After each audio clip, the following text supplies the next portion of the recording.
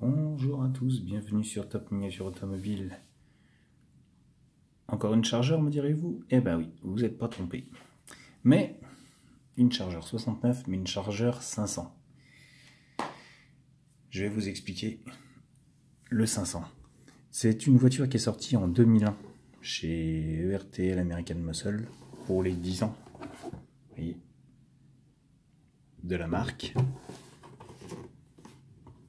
Et c'est un modèle que j'adore particulièrement, déjà parce que très peu de fabricants ont fait une chargeur 500 et ERTL en a sorti une. Alors elle existe en 3-4 couleurs je crois de mémoire. Si je me trompe, n'hésitez pas à me rectifier. Mais je crois qu'il existe 3-4 couleurs chez ERTL pour présenter cette voiture. Alors, chez ERTL, comme vous voyez, pas de grosses modifications au niveau de la boîte. Et là, vous avez le petit explicatif de ce qu'est une chargeur 500. Donc, je vous laisse 2 secondes pour pouvoir faire une pause, lire et puis après reprendre. Donc, je vous traduirai pas le truc et je vais vous expliquer. Ça ira plus vite.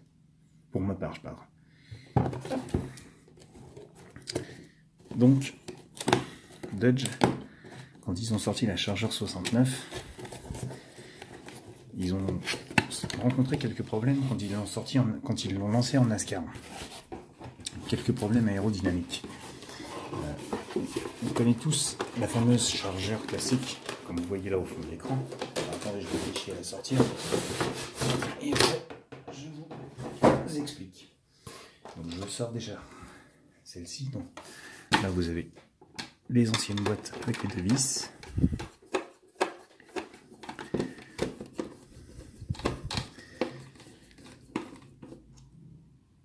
Et après vous verrez la différence. Voici. Hop là. Il y a même encore les bandes pour les portes et le capot. Alors,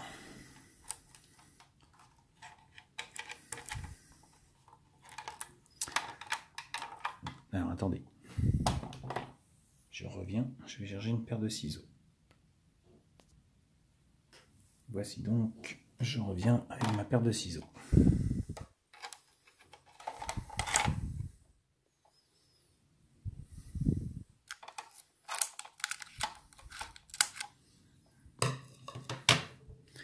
Donc je vous disais, Dodge, quand ils ont inscrit cette voiture en NASCAR, ils ont rencontré des problèmes aérodynamiques.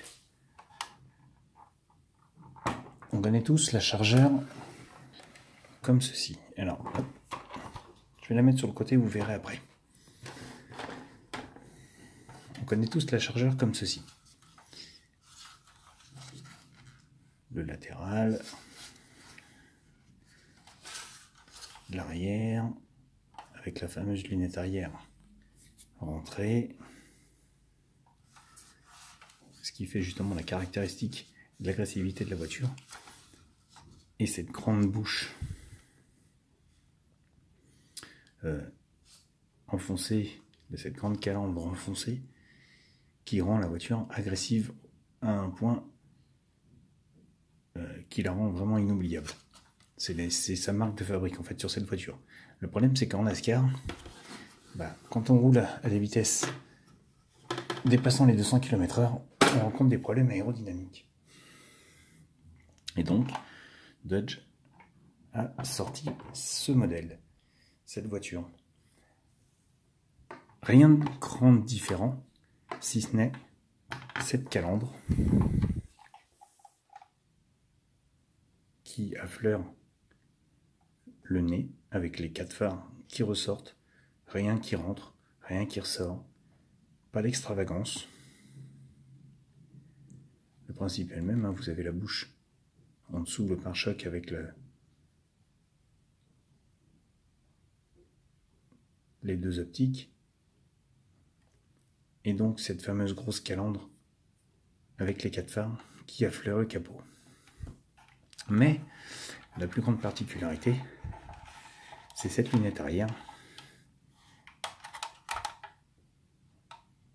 qui vient directement à fleur des montants arrière qui n'ont plus rien à voir avec les montants d'origine de la 69. Cette lunette arrière rentrée. Et là, vous avez une voiture aérodynamique.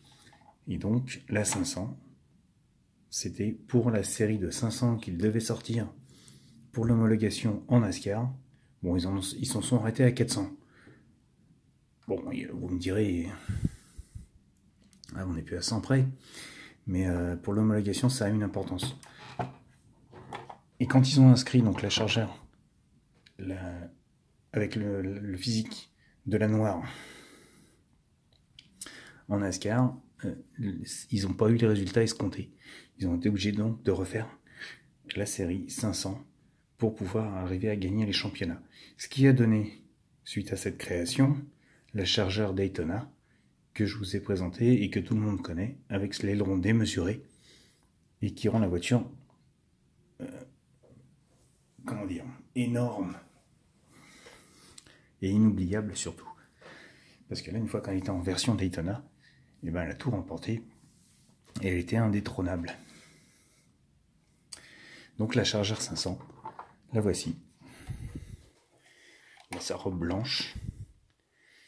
Alors c'était pas une voiture qui tapait à l'œil, si on peut regarder, et casse pas trop patin un canard en physiquement, je parle, parce que on va dire il y a sur ce modèle-là, c'était des jantes en tôle blanches, en joliver classique.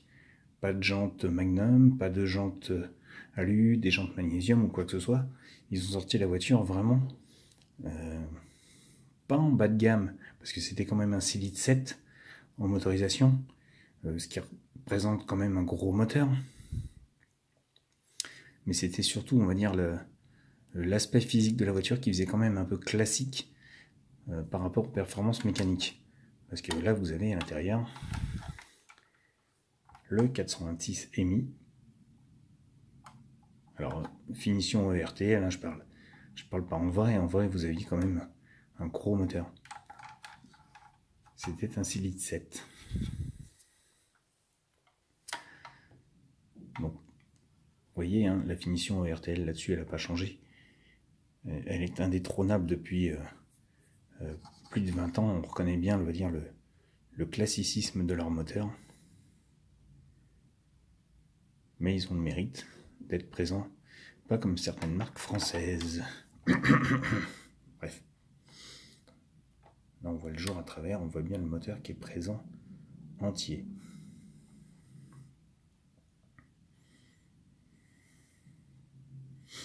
Pendant qu'on est en dessous, on va faire tout le châssis. Donc le train arrière, c'est pareil, classique. Les deux sorties d'échappement. Les feux arrière de la 69, il n'y a rien de changé.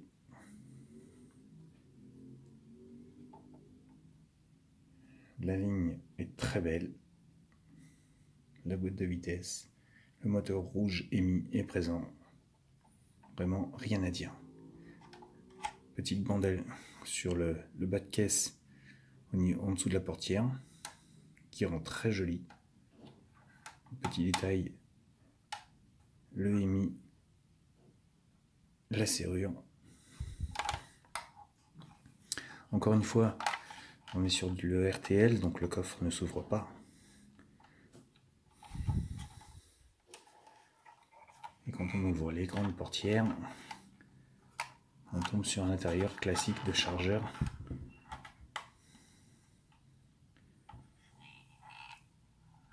Donc, toujours avec la finition RTL.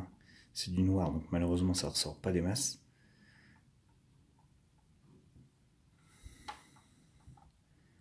Mais la finition est quand même très jolie.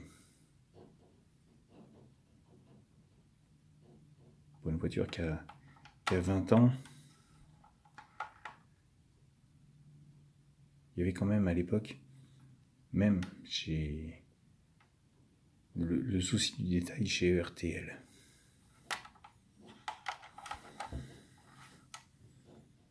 Vous voyez, même les poignées de porte sont présentes, petits morceaux d'alu. Donc là aussi, on est sur une finition avec des charnières classiques. Mais ce n'est point grave sur ce modèle. Finition, c'est pareil. Les petits répétiteurs de capot sont présents. C'est de la peinture, hein, mais ils ont le mérite d'être là.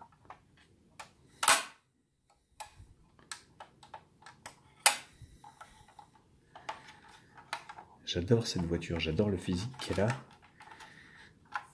Cette petite bouille sage avec ses 4 phares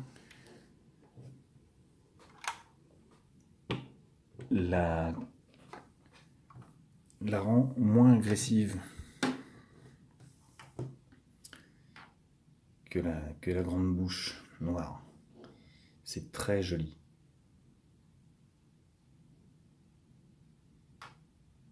Et la 500, elle est vraiment moins connue que la chargeur standard, du fait de sa rareté en vrai. Et ça n'empêche pas que ça reste un très bon modèle. Alors pour ceux qui suivent le NASCAR, qui connaissent le NASCAR, donc je vous ai parlé de la chargeur Daytona avec le gros aileron, mais elle reprend aussi, et ce n'est pas une coïncidence puisque Plymouth fait partie du groupe Chrysler, la Plymouth Superbird, qui a le même physique que la chargeur Daytona, avec donc cette ligne arrière glissante, le gros aileron proéminent et le gros nez pointu à l'avant qui lui donne un look de fusée qui fend l'air. Comme quoi, vous voyez,